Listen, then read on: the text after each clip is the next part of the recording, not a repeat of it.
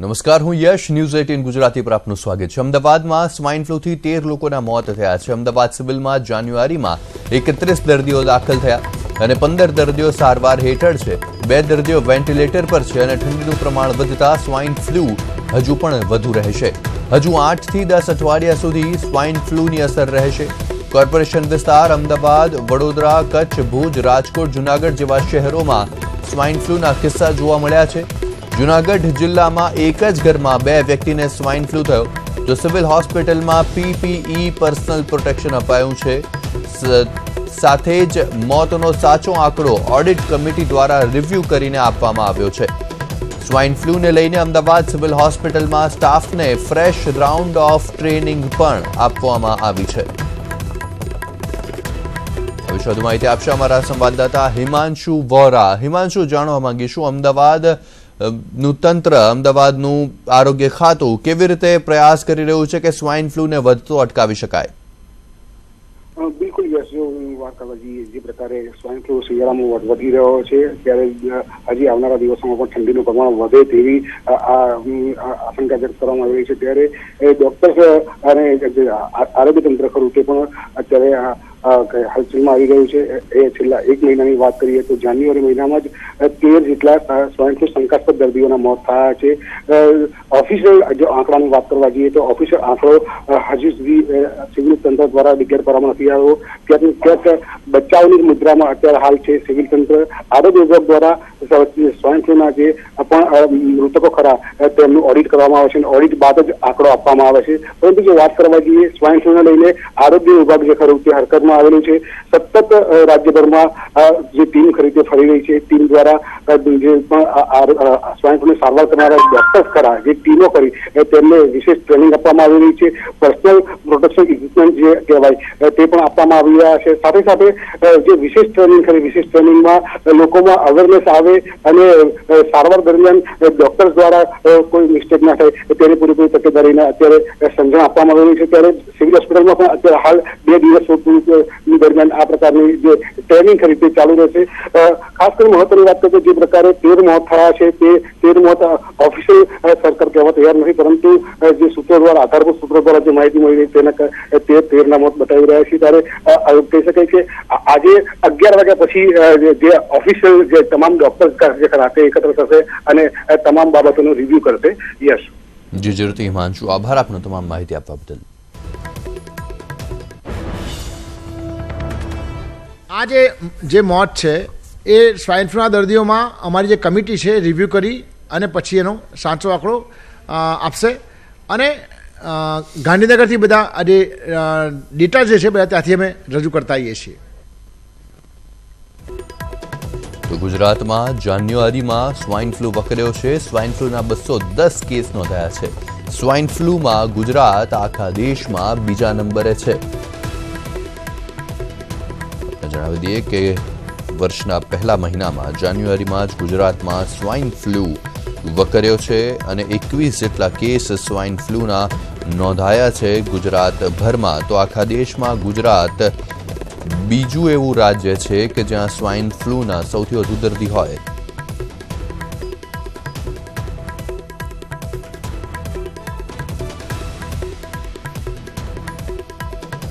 તો Zika virus બાદ swine ફ્લૂના ભરડામાં Rajasthan આવ્યું છે. રાજસ્થાનમાં સ્વાઇન ફ્લૂના સૌથી વધુ કેસ નોંધાયા. 33 જિલ્લાઓમાંથી 31 જિલ્લા સ્વાઇન ફ્લૂના સકંજામાં છે. છેલ્લા 21 દિવસમાં રાજસ્થાનમાં 51 લોકોના મોત થયા છે. તો સ્વાઇન ફ્લૂના કારણે માત્ર એક દિવસમાં 102 કેસ નોંધાયા, જેમાંથી જયપુરના 47 લોકો છે. જાન્યુઆરી મહિનામાં સ્વાઇન ફ્લૂના દર્દીઓનો આંકડો 1335 સુધી પહોંચી ગયો છે. જયપુરમાં 5 લોકોના મોત થઈ ચૂક્યા છે. જેસલમેર, બાડમેર, પ્રતાપગઢ અને કોટામાં પણ 2 લોકોએ જીવ ગુમાવ્યા છે.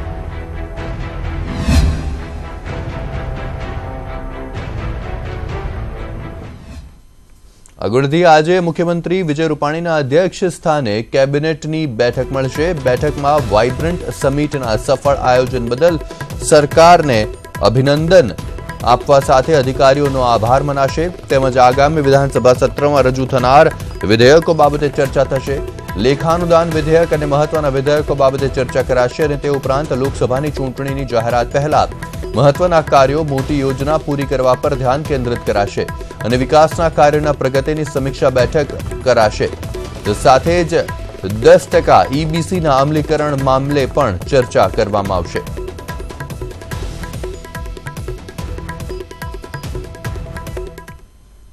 તો કમલમ ખાતે આજે સવારે 10 વાગ્યે બક્ષીપંચ મોરચાની કારોબારી પણ યોજાશે. બક્ષીપંચ મોરચાના અધ્યક્ષ NS અનાવાડિયાના અધ્યક્ષ સ્થાને આ બેઠક યોજાશે. બેઠકમાં સંગઠન મહામંત્રી ભીખુભાઈ દલસાણિયા, મોરચાના પ્રભારી IK જાડેજા ઉપસ્થિત રહેશે અને ચૂંટણીલક્ષી માર્ગદર્શન પણ આપશે.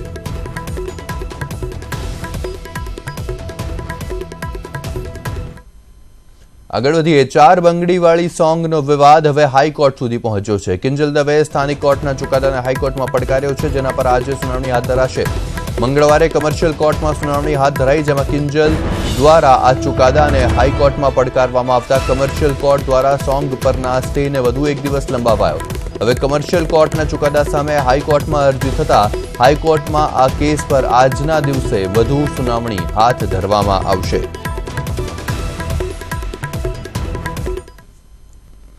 આગળ વધીએ. હવે શાળામાં PUBG ન રમવાના પણ પાઠ ભણાવવામાં આવશે. શિક્ષણ વિભાગે PUBGથી થતા નુકસાનને ધ્યાને લઈને પરિપત્ર બહાર પાડ્યો છે, જેમાં વિદ્યાર્થીઓમાં જાગૃતિ કેળવવા શિક્ષકોને આદેશ અપાયો છે. પરિપત્રમાં કહેવાયું છે કે PUBG ગેમથી થતા નુકસાનથી વિદ્યાર્થીઓને માહિતગાર કરાય અને PUBG ન રમવી જોઈએ તેવું શીખવવામાં આવે. સામાજિક કાર્યકર ચંદ્રવદન ધ્રુવે કરેલી અરજી બાદ શિક્ષણ વિભાગ દ્વારા આ નિર્ણય લેવામાં આવ્યો છે. શિક્ષણ વિભાગે જે ત્વરિત જે આનો નિર્ણય લીધેલો છે એનાથી આવનાર સમયની અંદર જે શાળા કોલેજમાં ભણતા વિદ્યાર્થીઓ છે એમને એમની જે શૈક્ષણિક કારકિર્દી ઉપર જે અસર થતી હતી એ અટકી જશે અને સમાજમાં એક સારી જાગૃતિ આવશે. રાજકોટના જંગલેશ્વર વિસ્તારમાંથી ઝડપાયેલ બોગસ તબીબના કેસમાં પોલીસે વધુ એક ધરપકડ કરી છે. રાજકોટ પોલીસે બોગસ ડિગ્રી બનાવી આપનાર ભૂપેન્દ્ર રાવતની અમદાવાદના વસ્ત્રાલમાંથી ધરપકડ કરી. આરોપી ભૂપેન્દ્ર રાવત આગ્રાથી ડિગ્રી કાઢી આપવાનું કહી તગડી રકમ વસૂલતો હતો. આરોપી પોતાના જ ટ્રસ્ટમાં નોંધ કરી ડિગ્રી આપતો હતો અને ભક્તિનગર પોલીસે આરોપીની વધુ પૂછપરછ હાથ ધરી છે. તો આપણે જણાવી દઈએ કે રાજકોટના જંગલેશ્વર વિસ્તારમાંથી એક બોગસ તબીબ ઝડપાયો હતો, જે છેલ્લા 10 વર્ષથી પ્રેક્ટિસ કરી રહ્યો હતો. જે મામલે તેણે કહ્યું હતું કે અમદાવાદથી તેણે ડિગ્રી મેળવી હતી ડોક્ટર રાવતના ક્લિનિક પરથી અને તે આરોપીની પણ હવે ધરપકડ કરવામાં આવી છે. અમદાવાદના વસ્ત્રાલ વિસ્તારમાંથી રાજકોટ પોલીસ જેના માટે અમદાવાદ આવી હતી.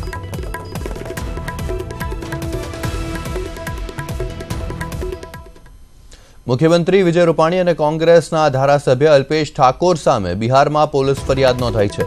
ગુજરાતમાં પરપ્રાંતિયો પર થયેલ હુમલા મામલે બિહારની મુઝફ્ફરપુર કોર્ટે કરેલા આદેશ બાદ FIR દાખલ થઈ છે. મુઝફ્ફરપુરના કાંઠી પોલીસ સ્ટેશનમાં ફરિયાદ નોંધાઈ. મહત્વનું છે કે આ મામલો ગુજરાતમાં બિહારીઓ સાથે થયેલી મારપીટ અને હિંસા સાથે જોડાયેલો છે. ગત 11 ઓક્ટોબરે બિહારના સામાજિક કાર્યકર તમન્ના હાશમીએ બંને સામે ફરિયાદ દાખલ કરી હતી, જે અંતર્ગત કોર્ટે આ મામલાને ગંભીર માની FIR दाखिल કરી तपासना आदेश आप्या है.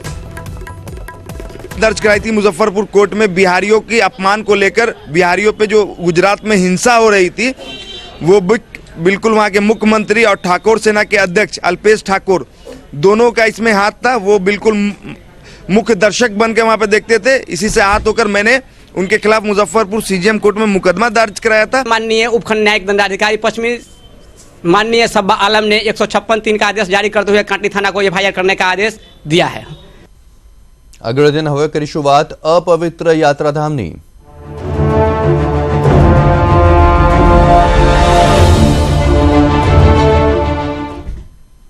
તો પહેલા પવિત્ર યાત્રાધામમાં ભ્રષ્ટાચારનો વિવાદ અને હવે ગુજરાત હાઈકોર્ટે પવિત્ર યાત્રાધામ વિકાસ બોર્ડનો ગંદકીના મુદ્દે ઉધડો લીધો છે. હાઈકોર્ટે ગંદકી મામલે સવાલોનો મારો ચલાવીને સરકાર પાસે સફાઈ માંગી છે.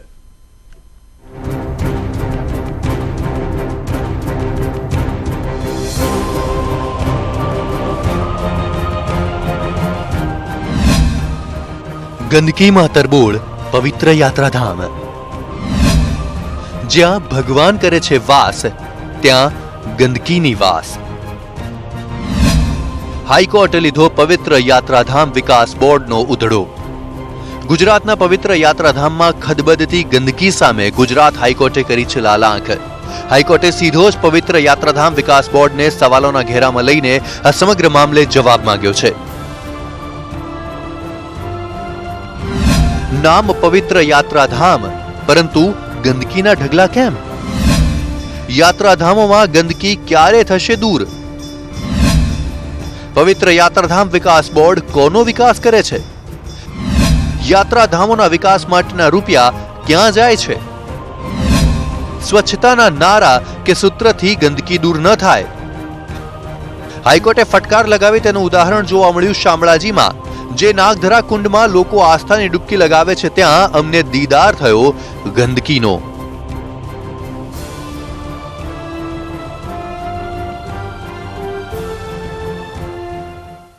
જે પૈસા લાખો કરોડ રૂપિયા ખર્ચવામાં આવી રહ્યા છે યાત્રાધામોના વિકાસ માટે, ત્યારે આ નાણાં જાય છે ક્યાં, તે ખૂબ મોટો પ્રશ્ન અહીં સાબિત થઈ રહ્યો છે. ત્યારે ઉત્તર ગુજરાતમાં જે સૌથી મોટું જે યાત્રાધામ શામળાજી, ત્યારે આ ગંદકીના દ્રશ્યો ચોંકાવનાર સાબિત થઈ રહ્યા છે. ત્યારે જોવાનું એ રહેશે કે પવિત્ર યાત્રાધામ બોર્ડ દ્વારા કેવી રીતે કામગીરી હવે કરવામાં આવશે. આ તો માત્ર એક મંદિરનું ઉદાહરણ છે, પણ ગુજરાતમાં તો એવા અનેક મંદિરો છે જ્યાં વારે તહેવારે ભક્તોનું ઘોડાપુર ઉમટે છે. તેમ છતાં સ્વચ્છતા અભિયાનની ગુલબાંગો પોકારતા તંત્રને જાણે સ્વચ્છતાની જ કદર નથી. Bureau report, news 18 Gujarati. તો સોમનાથ યાત્રાધામ દેશના સૌથી વધુ પ્રવાસીઓને આકર્ષતા યાત્રાધામોનું એક છે અને અહીંયા ભક્તો સોમનાથ મહાદેવના દર્શને આવે છે. પણ અહીંયા આવીને તમને લાગે છે મોટો આંચકો, કારણ કે પવિત્ર યાત્રાધામમાં ગંદકી એ હદે માજા મૂકી છે કે અહીંયા મિશન સ્વચ્છતાના લીરે લીરા ઉડી ગયા છે.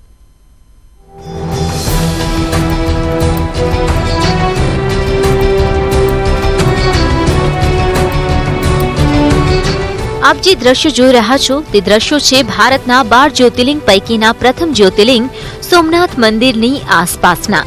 અહીંયા પ્રતિવર્ષ લાખો ભક્તો દર્શન કરવા આવે છે અને ધન્યતા અનુભવે છે. પણ જ્યારે મંદિરની બહાર જાય તો આસપાસની ગંદકી જોઈને ચોંકી જાય છે, કારણ કે સોમનાથના મંદિરની નજીક જ ગટરો ઉભરાય છે, પ્લાસ્ટિકની કોથળીના ઢગલા છે. સોમનાથમાં રહેતા સ્થાનિક લોકોએ આ અંગે અનેકવાર રજૂઆત કરી છે, પણ સ્થાનિક તંત્ર હોય કે સોમનાથ મંદિર ટ્રસ્ટ, તેમને આ વાતની ગંભીરતા જણાતી જ નથી.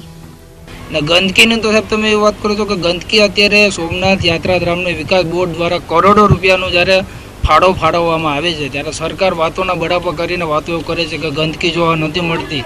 પણ અમુક એવા વિસ્તાર 1 કિલોમીટર નહીં, પણ અમુક વિસ્તાર એવા છે કે જ્યાં 100 મીટર પર તમે જઈને ના જુઓ ને તો ગંદકીને એટલા વિસ્તાર જે જોવા મળે છે કે તમે ત્યાંથી જે યાત્રાળુઓ જે આવે છે એ લોકો અહીંથી ખરાબ છાપ લઈને જાય છે. ભારત સરકારે મિશન સ્વચ્છતાના નામે કરોડો ખર્ચ કર્યા અને ગુજરાત સરકારે રાજ્યના યાત્રાધામ અને આસપાસના વિકાસ માટે પવિત્ર યાત્રાધામ વિકાસ બોર્ડની રચના કરી.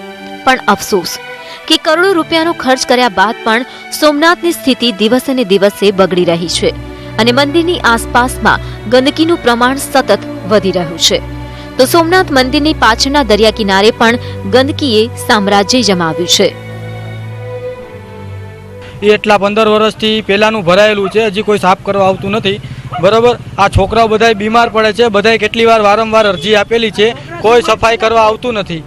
સોમનાથ ટ્રસ્ટ દર વર્ષે લાખો કરોડો રૂપિયાની આવક રડે છે, પણ સોમનાથના મંદિરની આસપાસ સ્વચ્છતા રાખવામાં સક્રિય નથી અને યાત્રાધામ વિકાસ બોર્ડ પણ ટ્રસ્ટને લાખોની ગ્રાન્ટ આપે છે. તે પણ ખરેખર ઉપયોગમાં લેવાય છે કે નહીં, તેને લઈને અનેક સવાલ ઊભા થયા છે, કારણ કે સોમનાથ મંદિરની આસપાસની ગંદકી ઘણું કહી જાય છે. ત્યારે હવે ગુજરાત હાઈકોર્ટ રાજ્ય સરકાર સામે લાલ આંખ કરીને યાત્રાધામોમાં ગંદકી મુદ્દે જવાબ માંગ્યો છે. ત્યારે સરકાર જાગે છે કે નહીં તે જોવું રહ્યું.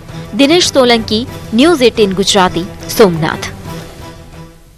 તો ગુજરાતના યાત્રાધામોમાં ગંદકી મુદ્દે ગુજરાત હાઈકોર્ટે લાલ આંખ કરી છે. ત્યારે યાત્રાધામ બહુચરાજીની જો વાત કરીએ તો અહીંયા પણ ગંદકીનું સામ્રાજ્ય છે. મંદિરની આસપાસ કચરાના ઢગલા જોવા મળે છે અને સૌથી આઘાતજનક વાત એ છે કે મંદિરની અંદર આવેલું તળાવ જે ટ્રસ્ટની માલિકીનું છે તે તળાવમાં જ અતિશય ગંદકી છે.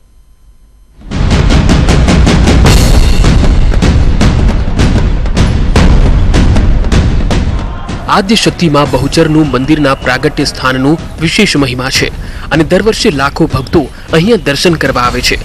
મંદિર અને આસપાસની જગ્યા મંદિરના ટ્રસ્ટની માલિકીની છે. તેમજ બેચરાજીમાં એક ઐતિહાસિક તળાવ પણ આવેલું છે જેનું વિશેષ પૌરાણિક મહત્વ છે. પણ આ તળાવના દર્શન કરવા આવે ત્યારે લોકોને આંચકો લાગે છે, કારણ કે તળાવમાં પાણી નહીં પણ ગંદકીના થર જામી ગયા છે. યાત્રાધામ વિકાસ બોર્ડ છે એ બધી મોટી મોટી જાહેરાતો અને આમ એના કરોડો રૂપિયાની ગ્રાન્ટ એમાં વપરાતી હોય છે એવું એ પોતે જ જાહેરાત કરતા હોય, સરકાર પણ જાહેરાત કરતી હોય છે. પણ અહીંયા તમે જોઈ શકો છો, અગાઉ પણ આ તળાવના વિકાસ માટે લોકોને અપેક્ષા હતી કે 2.5-3 કરોડ રૂપિયાની કંઈક ગ્રાન્ટ આવેલી, પણ સરકારના ક્યાંક ને ક્યાંક વિકાસના દાવા પોકળ થતા હોય. મંદિરમાં સ્વચ્છતાનો અભાવ છે, તેમ છતાંય મંદિર ટ્રસ્ટને આ બાબત ધ્યાનમાં નથી આવતી. ઉલ્લેખનીય છે કે ગુજરાત પવિત્ર યાત્રાધામ વિકાસ બોર્ડ દ્વારા મંદિરમાં સ્વચ્છતા માટે લાખોની ગ્રાન્ટ ફાળવવામાં આવી હતી, છતાંય કોઈ સાફ સફાઈનું કામ કરવામાં નથી આવ્યું. ત્યારે અહીંયા દર્શન કરવા આવતા ભક્તો ગંદકી જોઈને નિરાશ થાય છે. ફેલાવો થઈ રહ્યો છે, રોગચાળો ફાટી નીકળે છે અને કોઈ સુવ્યવસ્થા નહીં. સરકાર અબજો રૂપિયાનું ખર્ચ કરે છે મંદિર માટે, તો પણ એની કોઈ વ્યવસ્થા નથી. સરકાર દ્વારા અને યાત્રાધામ વિકાસ બોર્ડ દ્વારા મોટી મોટી વાતો કરવામાં આવી રહી છે, મોટી જાહેરાતો થઈ રહી છે, પરંતુ જો બહુચરાજી યાત્રાધામની હાલની સ્થિતિ જોવા જઈએ તો અહીં વિકાસ થયો હોય તેવું લાગતું નથી. ત્યારે હવે હાઈકોર્ટ દ્વારા પણ સરકાર સામે લાલાક કરવામાં આવી છે. ત્યારે જોવાનું એ રહે છે કે આ પવિત્ર યાત્રાધામમાં ક્યારે વિકાસ થાય છે અને ક્યારે અહીં સ્વચ્છતા પર ધ્યાન આપવામાં આવે છે. કેતન પટેલ, ન્યૂઝ 18 ગુજરાતી, મહેસાણા. બ્રેકબાદ આપનું સ્વાગત છે. ગુજરાતમાં ઠંડીનો ચમકારો ફરી એક વખત મહેસૂસ થઈ રહ્યો છે. ઉત્તર ભારતમાં બરફવર્ષાના કારણે ગુજરાતમાં પણ ઠંડી વધશે. 2 થી 3 દિવસ દરમિયાન પારો ગગડશે. જણાવી દઈએ કે ઉત્તર ભારતમાં બરફ વર્ષા થઈ રહી છે, જેના કારણે ગુજરાતમાં અપર એર સાયક્લોનિક સર્ક્યુલેશન અને વેસ્ટર્ન ડિસ્ટર્બન્સ બંને અસર જોવા મળી રહી છે. તો શિયાળાની સિઝન પૂર્ણ થવાના આરે છે એમ માનીને જો આપે હાશકારો લીધો હોય તો થઈ જજો સાવધાન, કારણ કે વેસ્ટર્ન ડિસ્ટર્બન્સના કારણે ફરી એકવાર રાજ્યવાસીઓએ કડકડતી ઠંડીમાં થથરવું પડશે.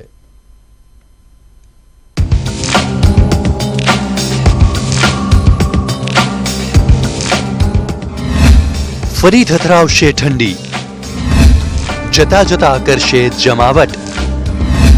ફરી ઠૂંઠવાવા રહેજો તૈયાર. વેસ્ટર્ન ડિસ્ટર્બન્સ અને અપર એર સાયક્લોનિક સર્ક્યુલેશનના કારણે ઉત્તર ભારતમાં ક્યાંક વરસાદ તો ક્યાંક ભારે હિમવર્ષા થઈ છે, જેની અસર ગુજરાતમાં પણ વર્તાશે. ગુજરાતમાં આગામી 3 દિવસ ઠંડીનો ચમકારો અનુભવાશે અને તાપમાન 2 થી 3 ડિગ્રી ગગડે તેવી આગાહી હવામાન વિભાગે વ્યક્ત કરી છે. वेस्टर्न डिस्टर्बेंस है नॉर्थ पाकिस्तान और दार्जिलिंग या जम्मू कश्मीर का ऊपर है, उसका इंड्यूस्ड इफेक्ट पूरा राजस्थान तक है, उसकी वजह से क्लाउड रहेगी. ठंडी का महसूस कितने दिन होगा? अब अगले 3 दिन ठंडी रहेगी. मिनिमम टेम्परेचर 3 दिन का बाद मिनिमम टेम्परेचर मतलब नाइट टेम्परेचर थोड़ा सा बढ़ेगा, लेकिन डे टेम्परेचर थोड़ा सा मेंटेन रहेगी, बढ़ेगा नहीं. વેસ્ટર્ન ડિસ્ટર્બન્સ અને અપર એર સાયક્લોનિક સર્ક્યુલેશન બંને સક્રિય થતા ગુજરાતના વાતાવરણમાં પણ પલટો આવ્યો છે, જેના પરિણામે કમોસમી વરસાદનો માર પણ ખેડૂતોએ સહન કરવો પડ્યો છે. ત્યારે હવે લોકોએ આગામી 3 દિવસ કડકડતી ઠંડીનો અનુભવ કરવો પડશે. વિભુ પટેલ, ન્યૂઝ 18 ગુજરાતી, અમદાવાદ. ઉત્તર ભારતમાં ભારે હિમવર્ષા થઈ રહી છે. જમ્મુ કાશ્મીરમાં મુખ્યત્વે રામબાણ, ડોડા, રાજૌરી અને કુલગામમાં હિમવર્ષા થઈ રહી છે. જમ્મુ કાશ્મીરમાં થઈ રહેલી હિમવર્ષાના કારણે ગુજરાતમાં પણ ઠંડી અનુભવાઈ રહી છે અને તે હિમવર્ષાના દ્રશ્યો જોઈ શકાય છે. બરફની ચાદરમાં ઢંકાઈ ગયું છે જમ્મુ કાશ્મીર અને ત્યાં હિમવર્ષા ભારે માત્રામાં થઈ રહી છે. રામબાણના દ્રશ્યો જોવા મળી રહ્યા છે કે જ્યાં માત્ર બરફ અને બરફ જ જોવા મળી રહ્યો છે.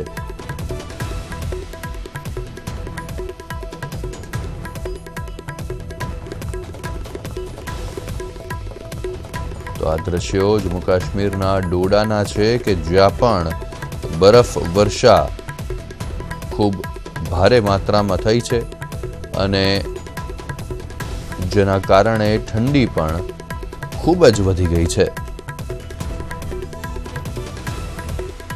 તો તો રાજૌરીના પણ દ્રશ્યો હવે આપ જોઈ રહ્યા છો, જ્યાં મશીનના મારફતે રસ્તા પરથી બરફ હટાવવામાં આવી રહ્યો છે કે જેથી રસ્તાનો ઉપયોગ વાહન ચાલકો કરી શકે.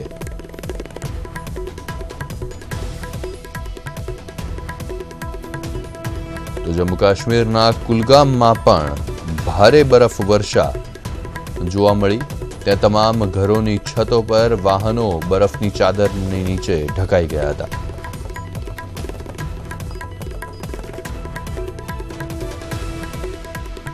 તો ઉત્તર ભારતમાં પ્રવાસીઓ માટે સૌથી મનપસંદ એવા શિમલામાં પણ ભારે હિમવર્ષા થઈ રહી છે, જેના કારણે પ્રવાસીઓને તો આનંદ આવી રહ્યો છે, પરંતુ તેના સ્થાનિકો આ હિમવર્ષાના કારણે ખૂબ પરેશાન છે.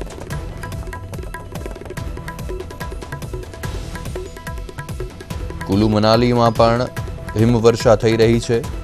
દ્રશ્યો જોઈ શકાય છે સ્ટેટ ટ્રાન્સપોર્ટ ઓફિસના, કે જ્યાં તમામ બસો, તમામ વાહનો થંભી ગયા છે અને બરફના કારણે જનજીવન પર માઠી અસર પહોંચી છે.